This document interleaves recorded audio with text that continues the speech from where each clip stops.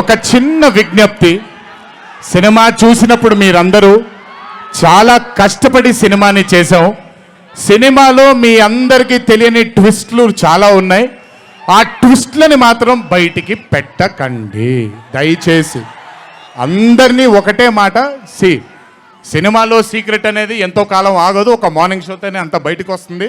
కానీ కుదిరినంతసేపు బయటికి పెట్టకండి.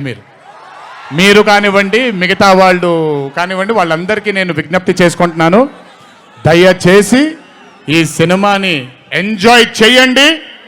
డబుల్ కాలర్ ఎత్తాను, కుమేద్దాం. త్వరలోనే మళ్ళీ కలుద్దాం.